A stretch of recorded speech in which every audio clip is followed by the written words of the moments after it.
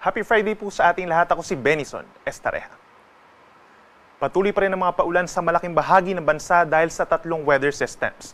Una na po dyan ay ang amihan o northeast monsoon sa may northern and central Luzon at siyang nagdadala rin po ng bahagyang pagbaba ng temperatura doon. Meron naman tayong shear line o yung linya kung saan nagtatagpo po ang malamig na amihan at mainit na hangin galing sa silangan, nakakaapekto naman po dito sa malaking bahagi ng southern Luzon. At dito naman sa may Visayas and Mindanao, andyan pa rin ang Intertropical Convergence Zone or ITCZ. Ito naman yung linya kung saan nagtatagpo ang hangin from the northern and southern hemispheres. Aasahan pa rin po yung misa malalakas sa mga paulan sa malaking bahagi ng Eastern Visayas, Caraga Region at mga nearby areas pa. At base naman sa ating latest satellite animation, wala po tayong namamataan na bagyo na nakapaligid sa ating bansa at papasok hanggang sa weekend.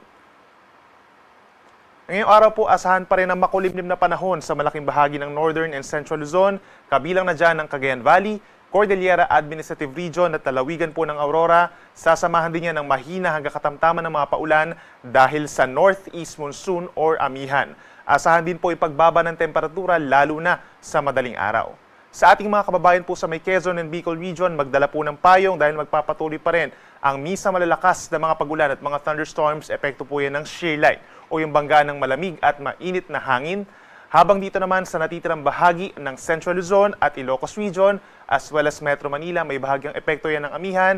Asahan din po yung bahagyang pagbaba ng temperatura. Habang sa rest of Calabarzon at dito rin po sa may bahagi ng Mimaropa, may tsansa rin po ng mga pulu-pulong mga paulan or pagkidlat pagkulog as early as tanghali possible sa rest of Calabarzon. Kabilang na dyan ang Rizal, Laguna, and Batangas.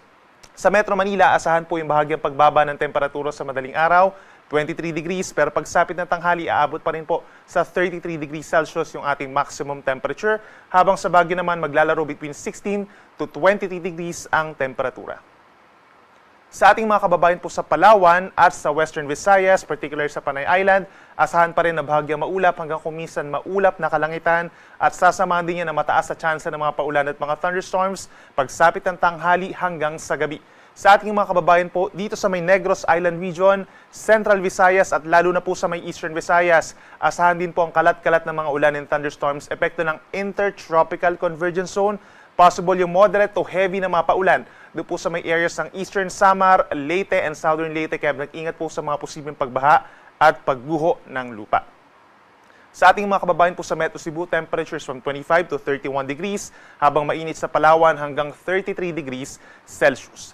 At sa ating mga kababayan po dito sa Mindanao, patuloy ang epekto ng Intertropical Convergence Zone. Mataas pa rin po ang banta ng mga pagbaha, lalo na sa mga low-lying areas at yung pagguho ng lupa sa mga bulubundukin na lugar.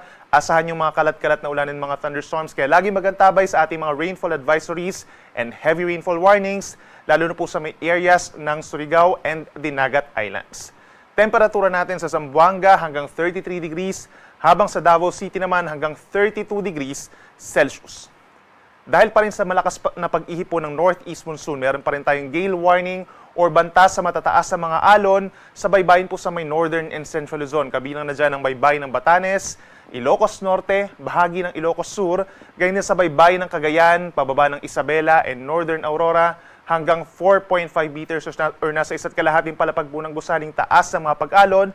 Possible din ilang areas pa ng Aurora plus lalawigan ng Quezon and Camarines ang magkakaroon din po ng maalon na karagatan sa susunod na 24 oras dahil sa pagbaba pa po ng northeast monsoon at medyo maalon rin sa natitirang baybayin ng Luzon.